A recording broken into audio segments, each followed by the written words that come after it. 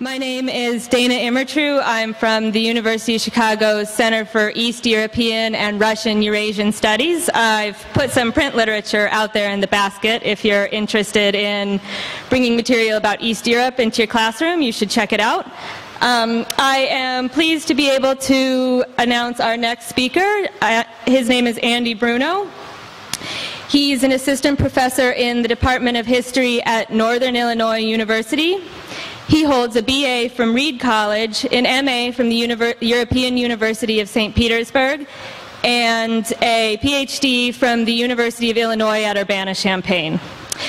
His research and publications concentrate on numerous aspects of the environmental history of the Soviet Union, from industrial pollution to the treatment of animals.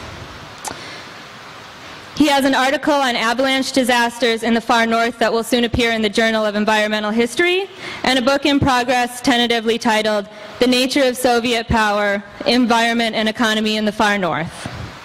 Dr. Bruno recently completed a postdoctoral fellowship funded by the National Science Foundation in the environmental history of the Arctic at Florida State University. His talk today is entitled A History of Natural Disasters in the Soviet Union. Please join me in welcoming Andy Bruno.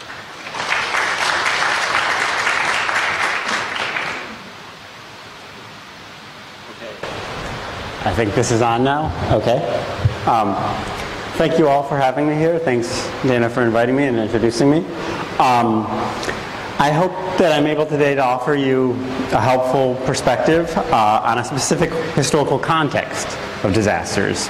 The first two talks sort of laid some of the groundwork for thinking about disasters and social responses, and a lot of the papers from now, the talks from now on will be getting into some specific cases, and that's where we can think about things like social vulnerability and how it developed.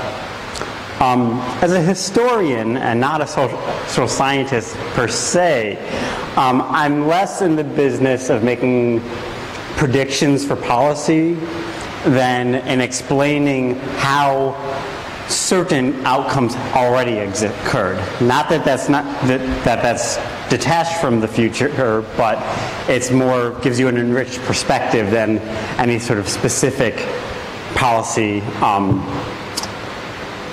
advice. So the title of this talk, A History of Natural Disasters in the Soviet Union, is probably a bit ambitious, and I decided I'm not going to try to be in any way comprehensive. What I'm going to do instead is give a little bit of groundwork about am I too soft? Too loud? No, I didn't turn it on.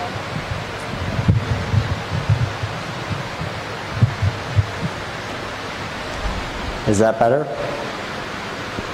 Okay. If anything, it's too soft, or I'm not shouting? Okay. I will try to enunciate clearly. Okay. Well, I was just in Germany, and the taxi driver at one point said, I was speaking with in English, was like, "You're slang. I don't get it." So and then my wife verified that he was right. Anyway, so what I'm going to do is give a bit of a groundwork, give a quick overview of some of these concepts of disasters and vulnerability and response and things like that, and as it applies, though you've heard a lot about that already. Move on to some describing what the system of governance and disaster response that existed in the Soviet Union in fairly broad terms, and then give a very brief overview of the hazards that existed there. Then I want to go into two examples. One, famines, what I'm calling the deadliest disasters, and then also one that's actually not very deadly, but is what I've researched the most, avalanches, snow avalanches.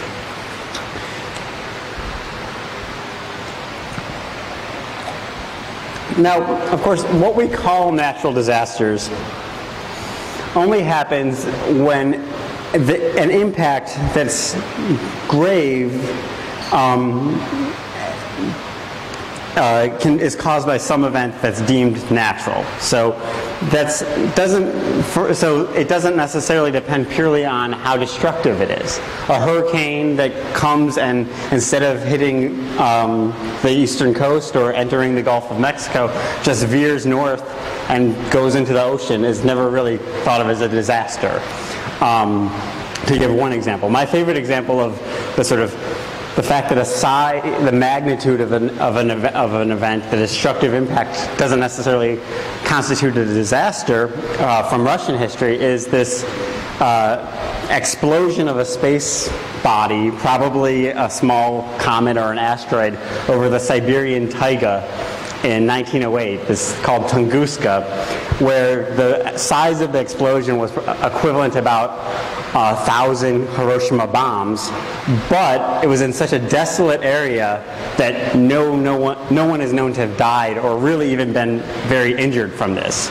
Nor was there all that much infrastructural damage of any sort.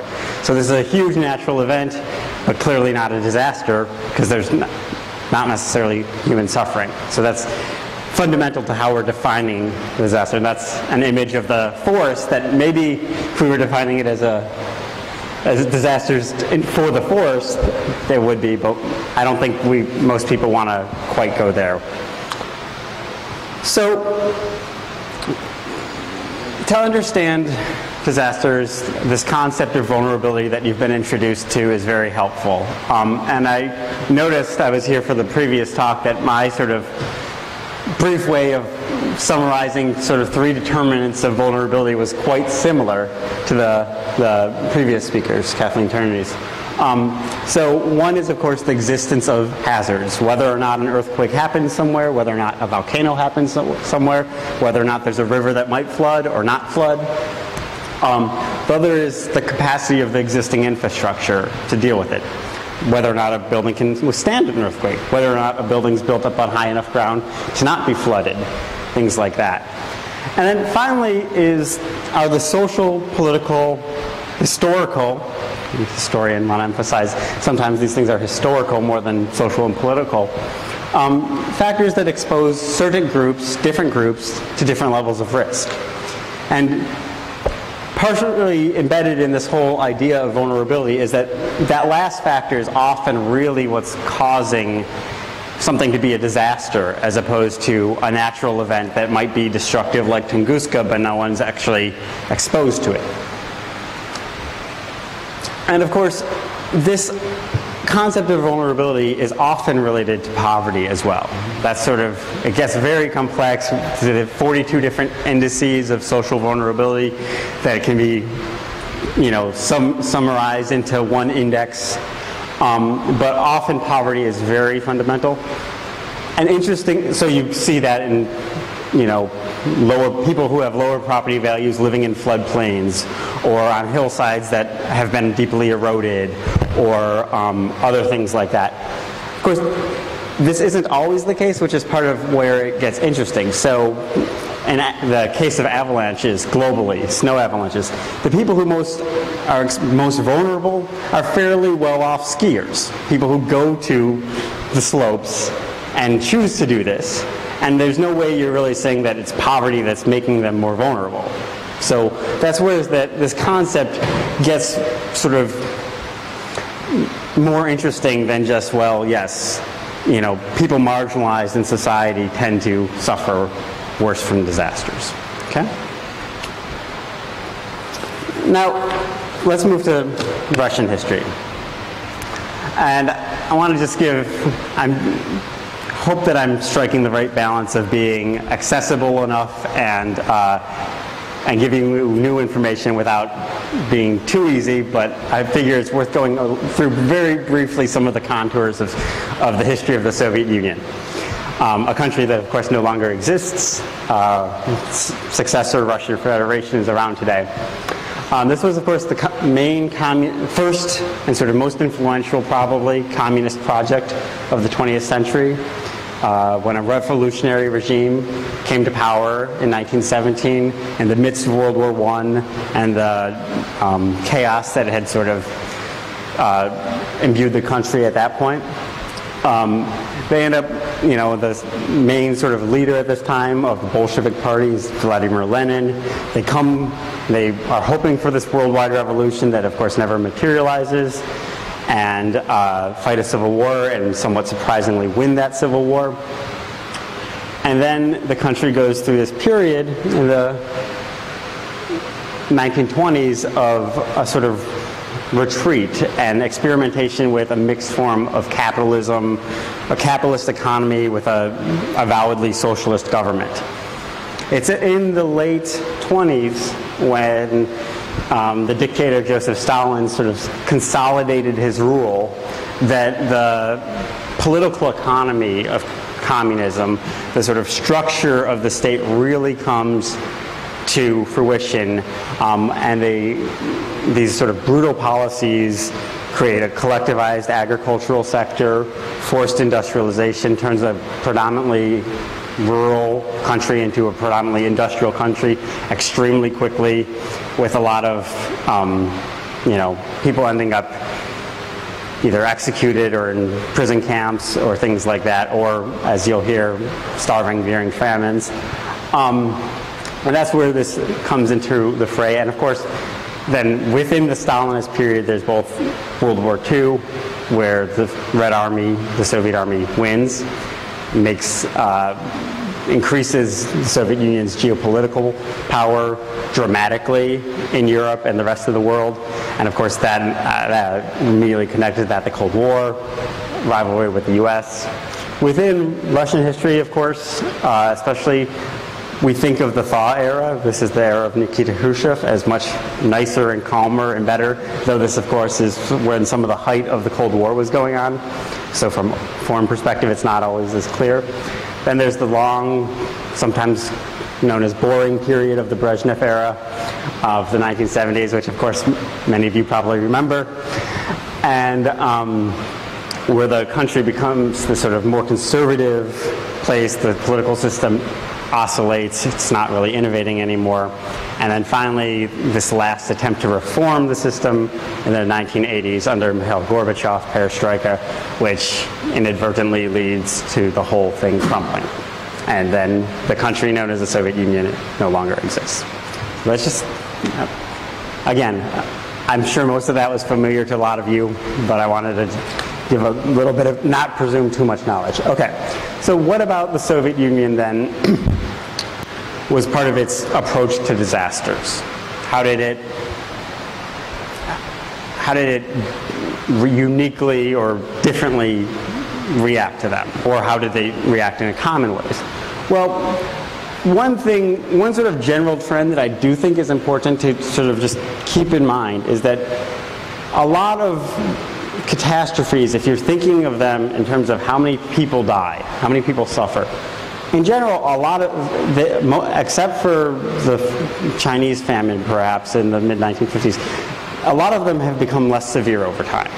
So we focus a lot on the disasters that exist in the world today and are truly terrible, but that shouldn't necessarily make us forget that many modern countries have been able to reduce how many people are dying of natural disasters.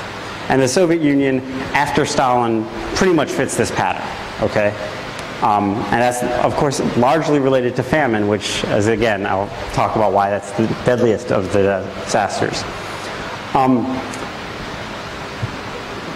That sort of general trend of Soviet history is combined with something that's just as probably noteworthy, which is that the policies of building socialism in this country very explicitly worsened the vulnerabilities that people had to disasters for a period and made them more likely.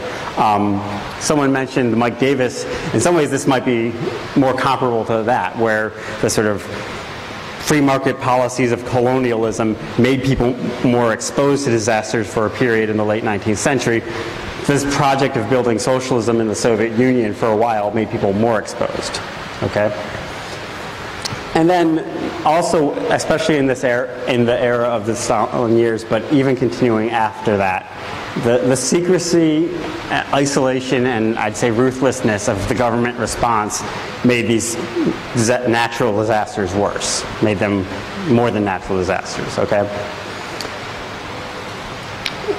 Now, to turn to the hazards that exist, and I'm using this term hazards as something sort of distinct from disaster, hazard being like an earthquake, the actual sort of natural triggers, and there's ways other people have defined them in different ways, but for the sake of simplicity, treating that as a fairly self-evident term.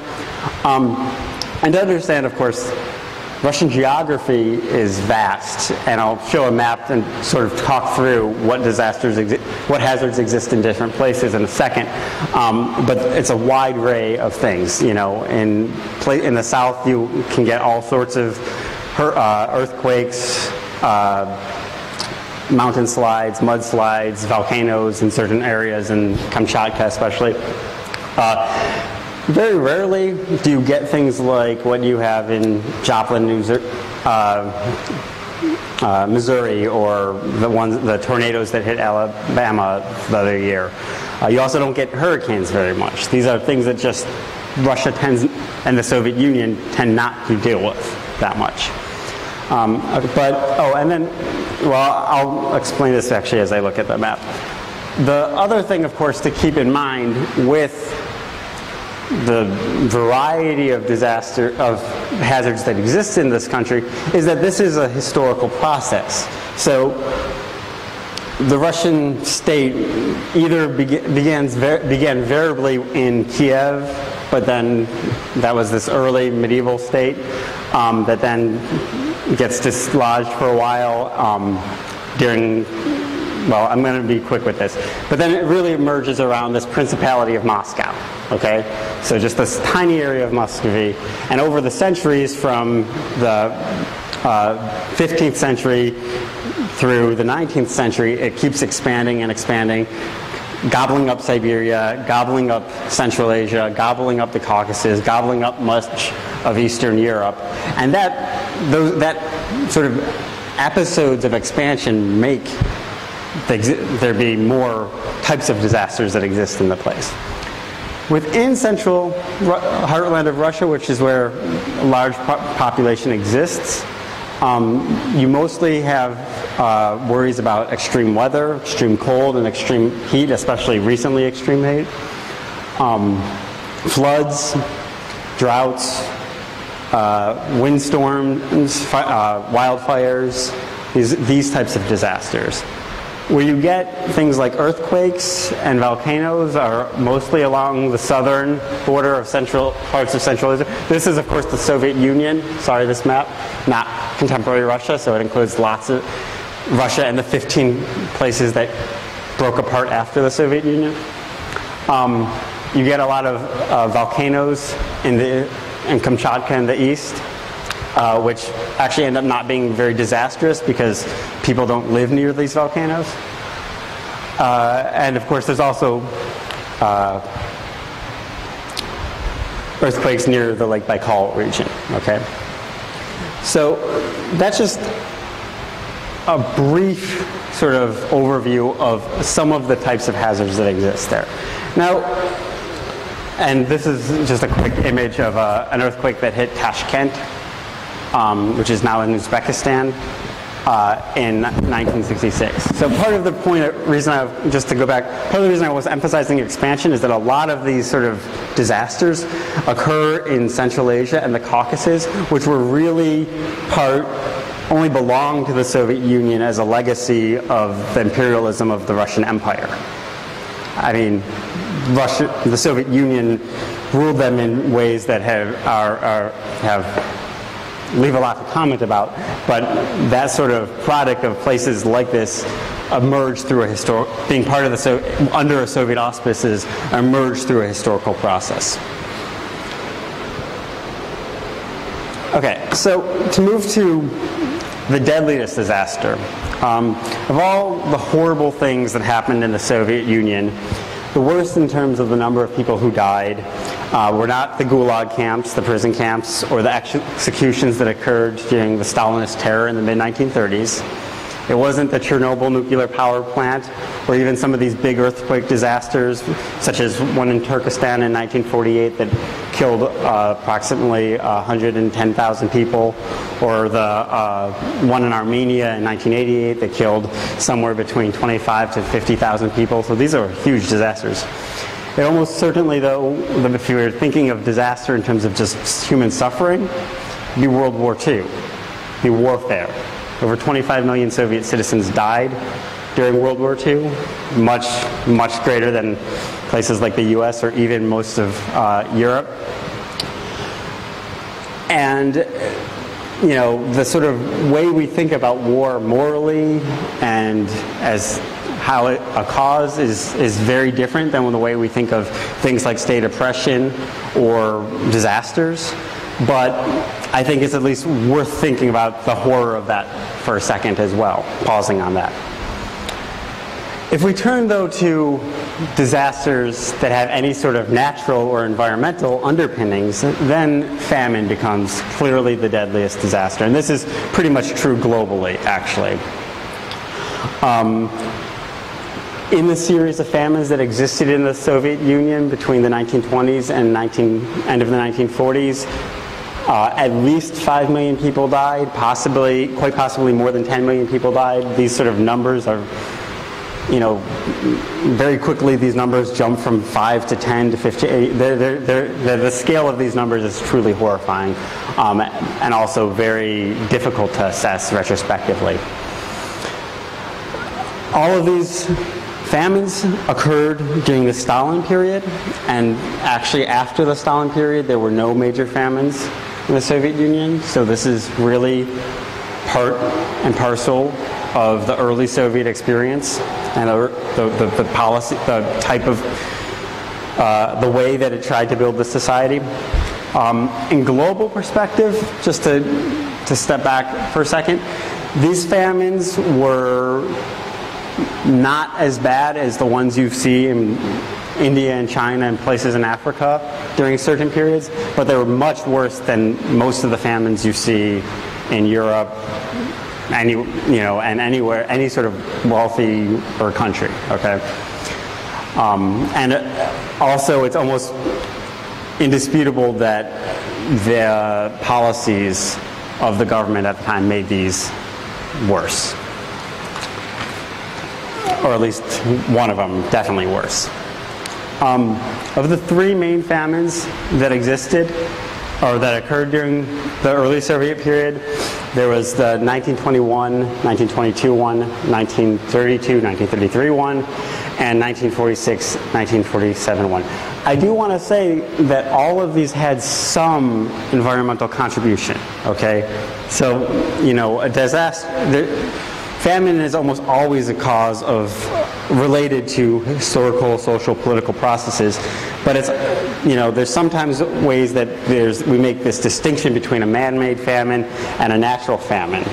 And I want to just say, all of these did have certain natural things going on that reduced food availability. But how that played out and why people suffered and why people starved was related to the policies, okay? So I'm going to go through and talk about these three events quickly. Second. Okay, so in 1920 and 1921, there was a drought in parts of Russia, especially near the Volga region. And this exacerbated these sort of deep problems that existed that emerged during World War I with food supply and food availability. So it was a loss of crops that, on top of both these difficult problems that the war created for food and the policies that sort of developed of taking grain forcefully from peasants. This is called grain procurement. Essentially, at its worst, involved literally sending detachments of people around with armed and saying, "Okay, give us this much grain.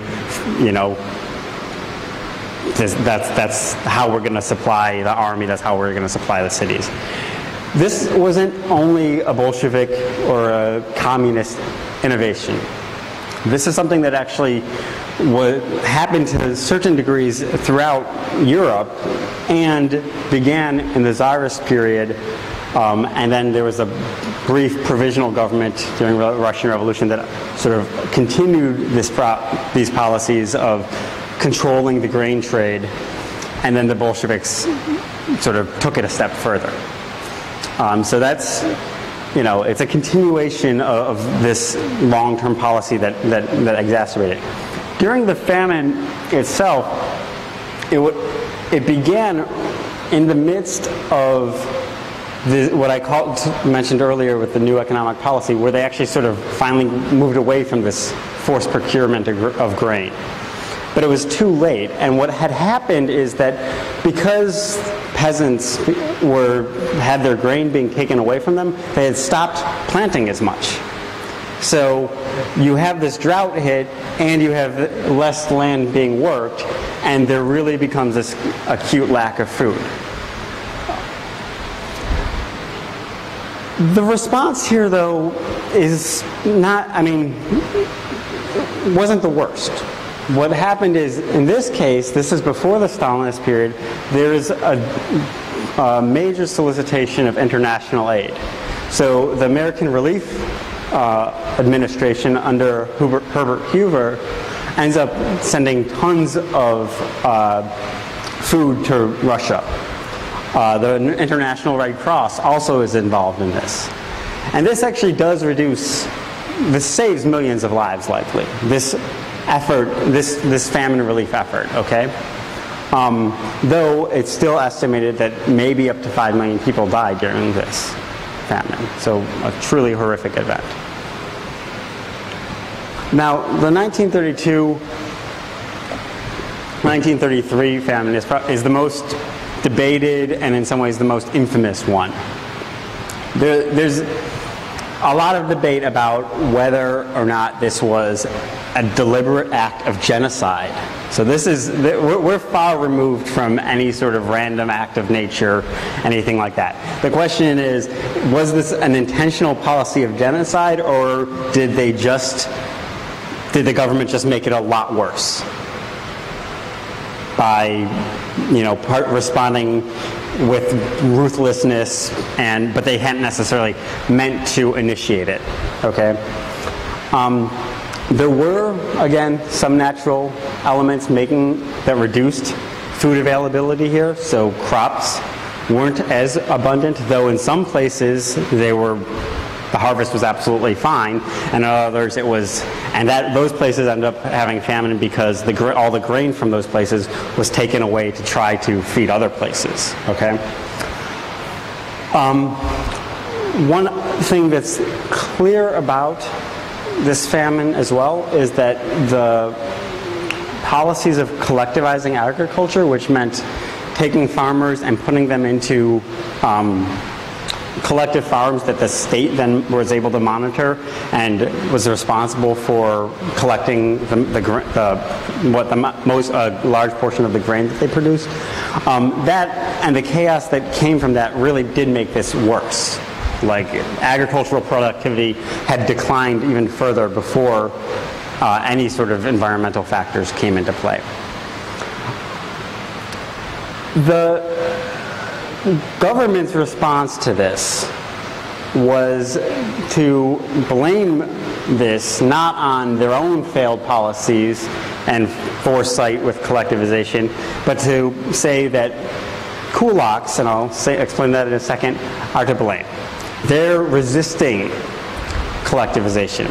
And what a kulak is it's a term that becomes very prominent in this period of the Soviet Union to refer to peasants who are believed to have been somewhat wealthier. So during collectivization, not only are they trying to shove peasants into these collective farms, but they're declaring class war on kulaks. Class war on farmers who were somewhat better farmers or somewhat wealthier, okay? And the government, to the extent that they're even acknowledging that a famine exists, blames it on kulak resistance. Now, where the real controversy comes in is on this genocide thing, as I said. So in Ukraine, this famine is referred to as Holodomor, and it's seen as genocide by starvation. And Ukraine truly was the hardest, was one of the more people suffered in Ukraine than anywhere else. Okay, and that doesn't mean that that was the only place that suffered. So in Kazakhstan, proportionally more people suffered during this famine. There were also areas of the Volga and the North Caucasus that suffered as well. So there's a debate about whether or not this was an act of genocide against Ukraine, or the other alternative is it was these brutal policies. So how did these brutal policies happen? Well, for one thing, they kept taking grain from people who didn't have enough to feed themselves to try to feed urban areas. They denied there was a famine and didn't solicit any international aid. I'm talking about the government, they limited the mobility of people in famine areas so they couldn't escape places that didn't have enough food to try to find more food. And all of these things made more people suffer. It's unquestionable.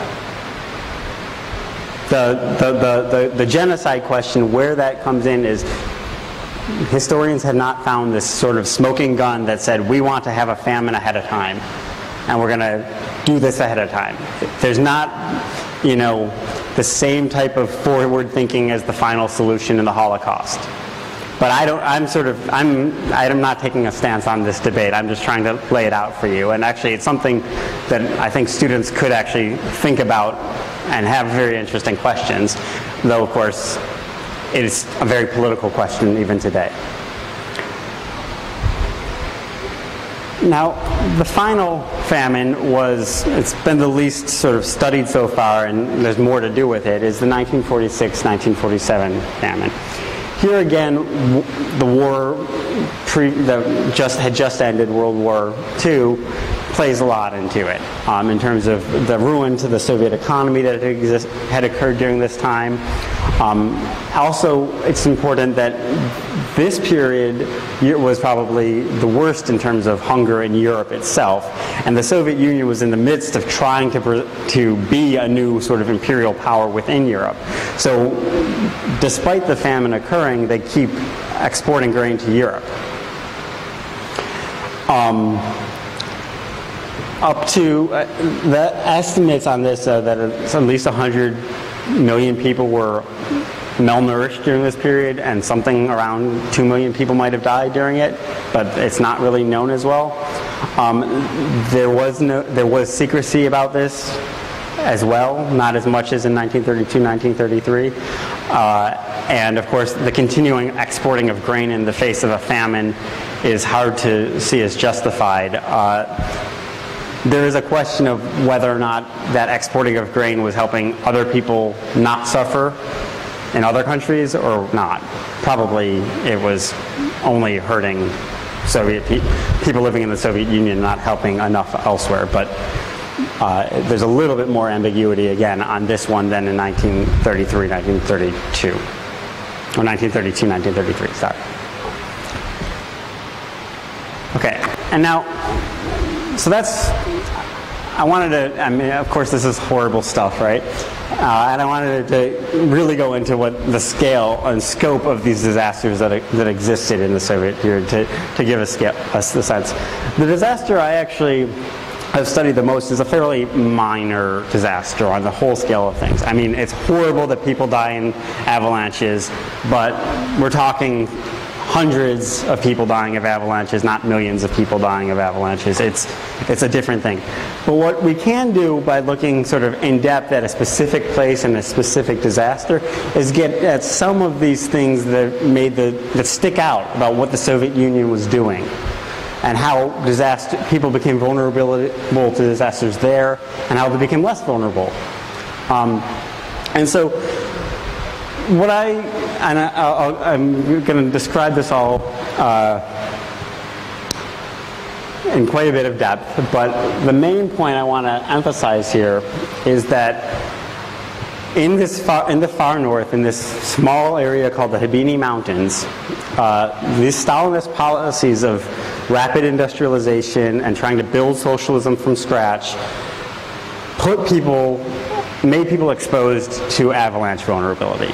It created a hazard, which is of course different than most avalanche vulnerability because that's often been related to tourism, as I said, and this is a very different case than that. The thing, though, that also happens is that after a series of disasters in the late 1930s, the Soviet Union does begin its own set of policies that reduce vulnerability, that make people safer in this territory. It's not necessarily always the most admirable ways they did it, but they do it. And so we can learn things about how very different countries have approached this. So the territory that I'm talking about is this tiny little mountain, not tiny, but fairly small, isolated mountain range in the far north, the Arctic, on this region called the Kola Peninsula, which is in the northwest corner of Russia. So this is the Arctic Ocean up here, and then this is this mountain range here. It's between two lakes, and it has mountains that extend to about 1 kilometer above ground. It's not huge, but it's quite steep. The region, because it's so far north and all of that, gets a lot of snow. It's one of a few places that is prone to avalanches because most of the terrain isn't steep enough for avalanches in this area. And it gets, over 220 days of snowfall a year, or of constant snow cover a year, with many days of blizzards and high wind speeds. It's one of the places that these happen. That didn't, of course, stop the Soviet Union during the first 5-year plan of industrialization from deciding to try to build a new socialist city from scratch in this territory. So they had recently discovered that a mineral called apatite existed there, and it could be used to produce fertilizers, phosphate fertilizers. And instead of what might have happened in Canada, where they might have initiated some mining and then sent all of this material to be processed out elsewhere, they decided to build a whole city in the midst of these mountains. Now, how did they get people to come to these mountains? And here's the city that they end up building, called Habinogorsk, and after 1935, is called Kirovsk. In 1935, it's renamed. How did they get people to come up here?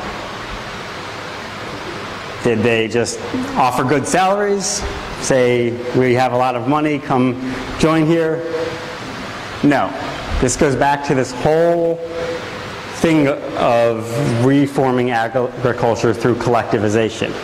The people who had been labeled kulaks, they weren't allowed to join the collective farms, and if they were lucky enough not to be shot, they were sent to work in these new places they were defined as special settlers, which was almost like a prisoner, but not exactly, and sent to live and build places like this. So over 30,000 special settlers come and are the main part of the labor force in this area. And here's a picture of them. So these are forced peasant migrants recruited to build a phosphate mine and operations.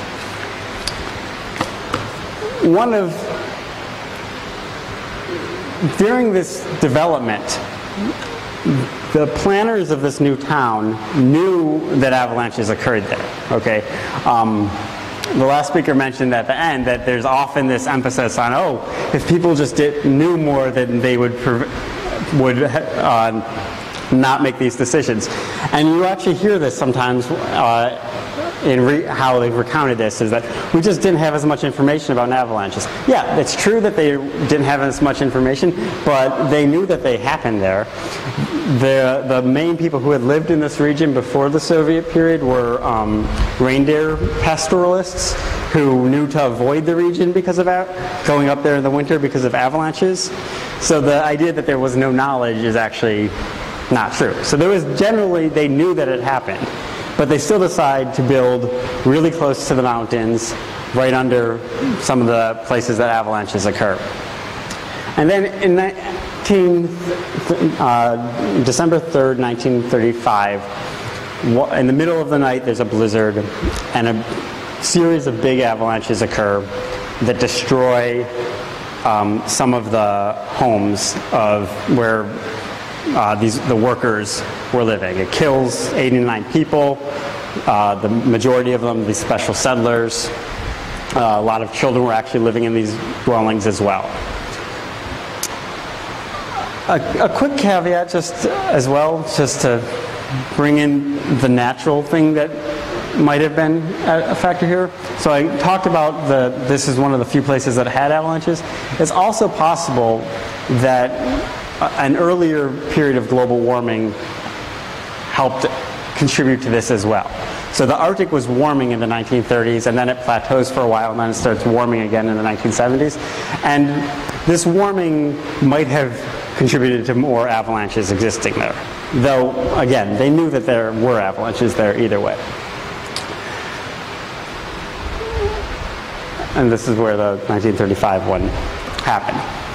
So this sort of, this one disaster sort of initiates some more investigations into what's happened here.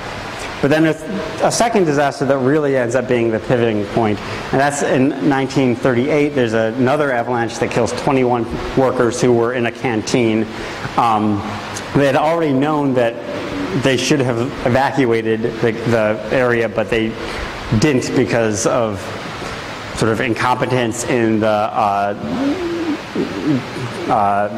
evacuation plan. Now, one of the things that immediately happens here, this is 1938, this is in the middle of the Stalinist terror, is that people get accused of a foreign plot to make this thing look like a natural disaster.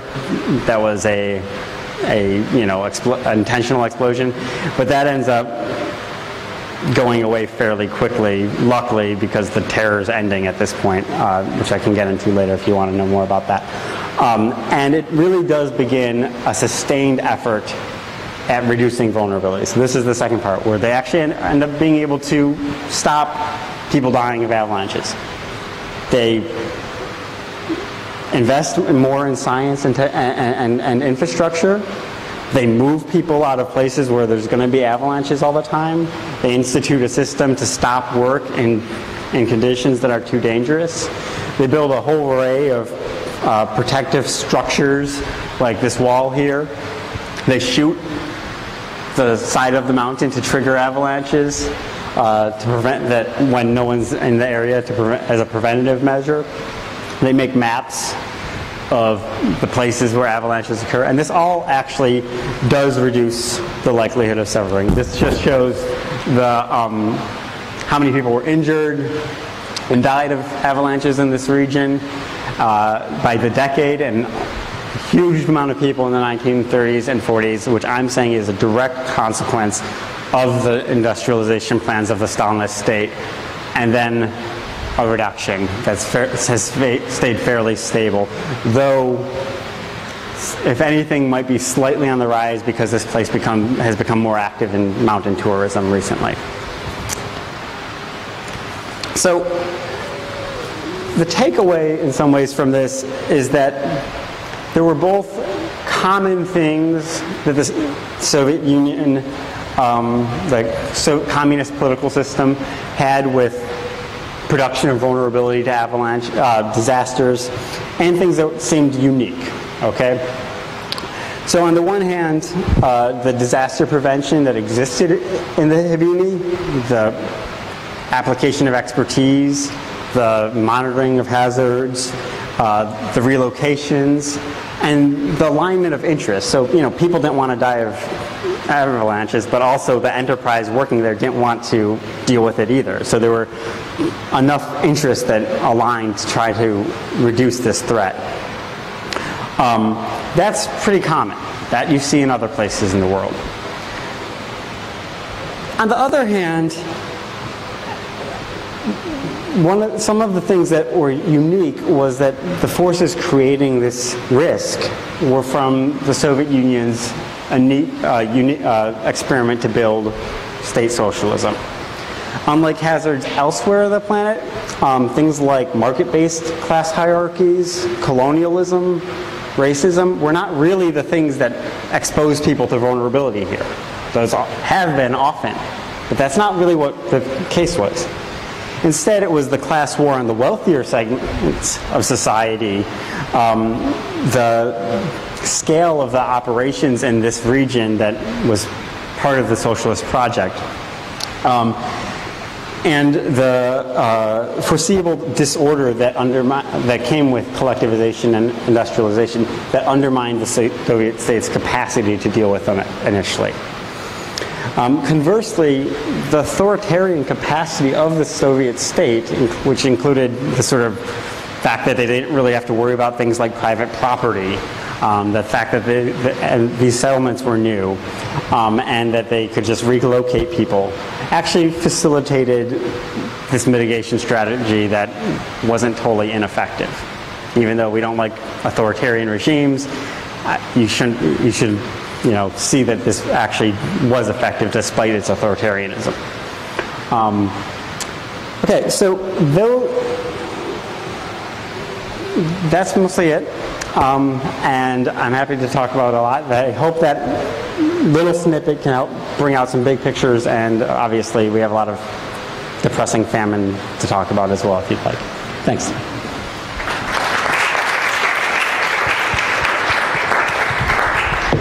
Once again, I will be circulating with the microphone to take questions. Please identify yourself and also use the mic to ask your question so we will have the audio on tape.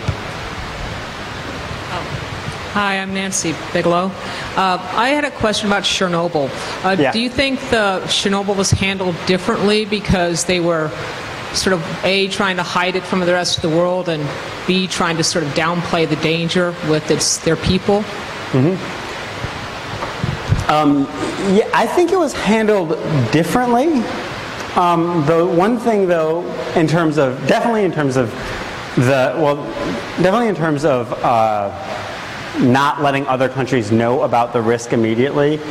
And it really, Chernobyl ends up being this really moment when the nuclear industry globally ends up going on a major downturn because of fears of an accident like that happening.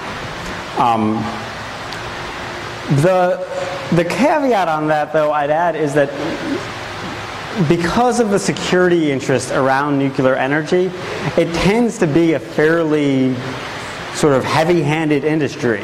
I mean, even when Fukushima would be the most obvious comparison just a couple years ago in Japan, and there was still a lot of, difficult information to get out. It wasn't clear what was going on with the scale of disaster.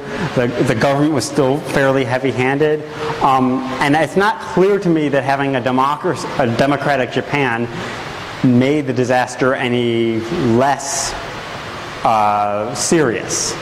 And I think that there's something about nuclear technology that sort of leads to this heightened secrecy, as well as, you didn't have to beg the Soviet Union to be secret, try to be secret, have secrecy about this, but I'm not sure how much worse it made it. I might take this opportunity to ask one question.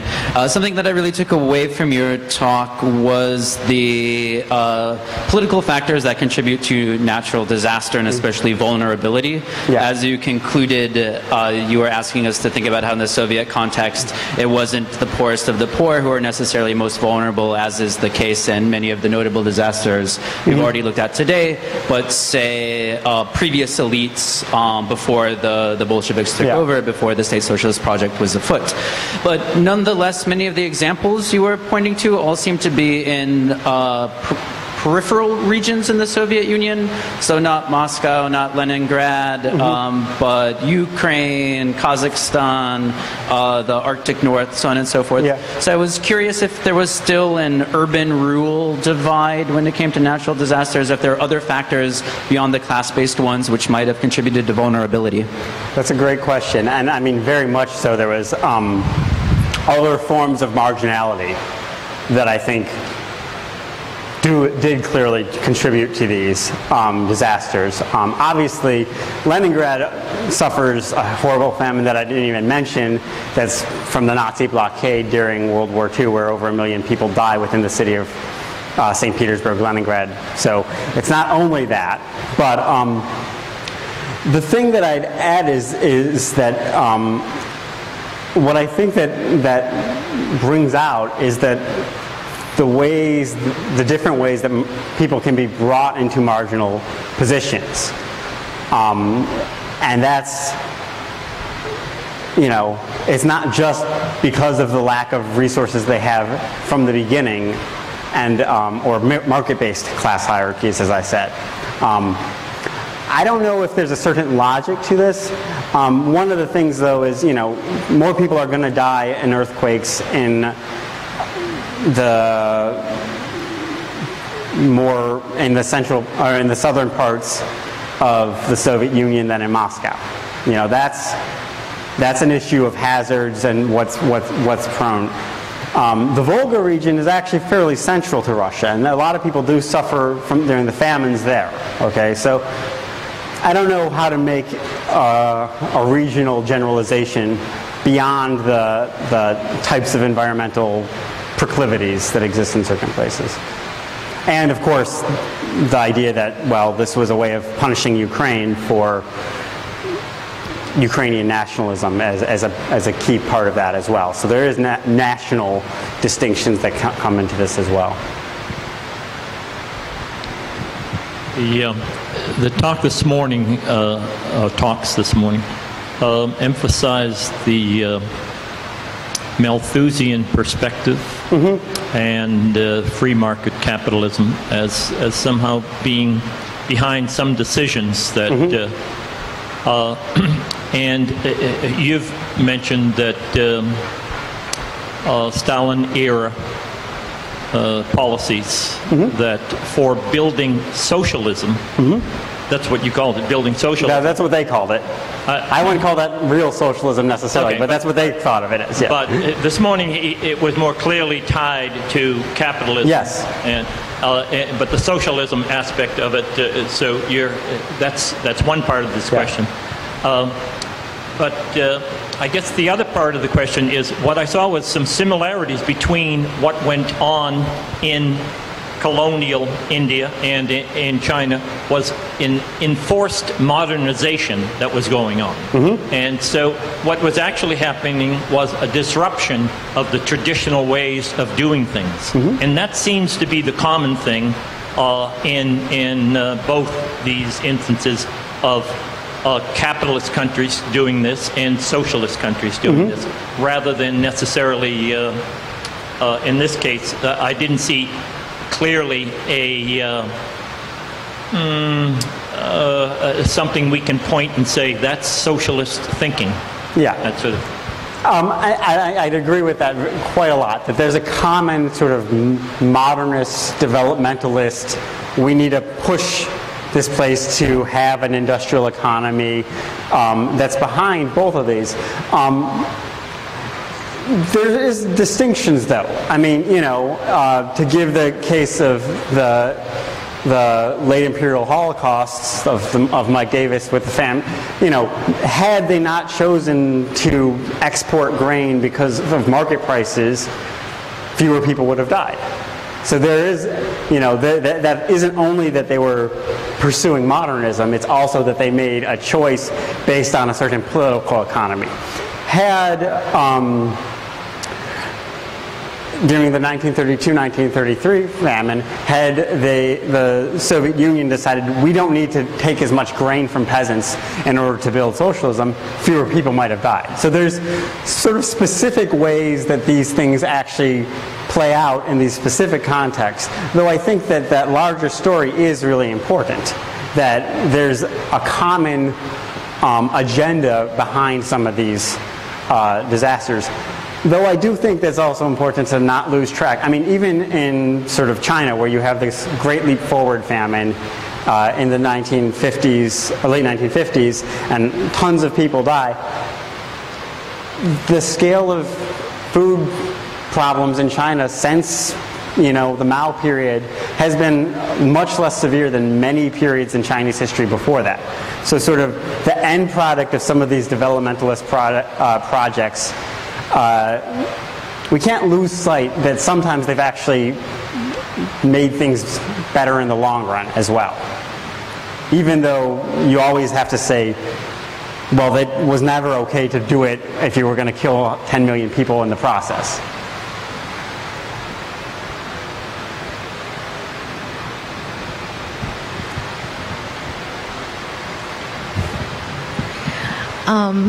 Okay, I guess I just want you to explain one thing over for me, because I took a professional development at the Ukrainian Museum, and the whole conversation was about how Ukraine was, you know, their borders were shut off and the grain was taken away from them. So the disaster was more man-made than natural.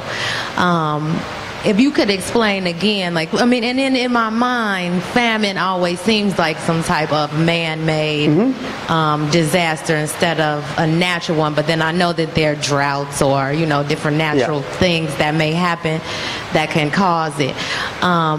As far as like the three that you were speaking about in the Soviet Union, can you say again, like, how that would classify as a natural disaster? Like, what naturally happened during that time outside of what Stalin made them do? Okay, well, there were, I mean, in all three cases, there were things going on that reduced the crops, that were the agricultural production. Okay, so in the first one it was drought. In the latter one it was drought and cold temperatures. The 1932-1933 one is the one that's the most debated, where some accounts have said the crop was completely plentiful and it was just the Soviet policies. Other research that I buy into this has shown that there were things like the coldness of the year before and insect or plant disease in certain areas that had actually reduced the size of the harvest. That reduction did not make a famine. You know, for instance, had they been able to import food internationally, you know, in theory, no one would have died. It wouldn't have been a famine, right? So I'm not trying to take anything away from that, but my I mean, and I can tell you the scholars are saying this, but my reading is that there probably was some natural elements, so these diseases and the coldness of the temperatures that reduced the harvest in 1932, but that's not why people died on the scale that they died at all. Again, it's when you're preparing this and trying to summarize, this is a hard issue because you read two scholars that say exact opposite things that have done a lot of research on this topic. So I'm trying to summarize here on this, give the consensus from how I understand it. Well, thank you, and let us all thank Dr. Bruno for his lovely presentation.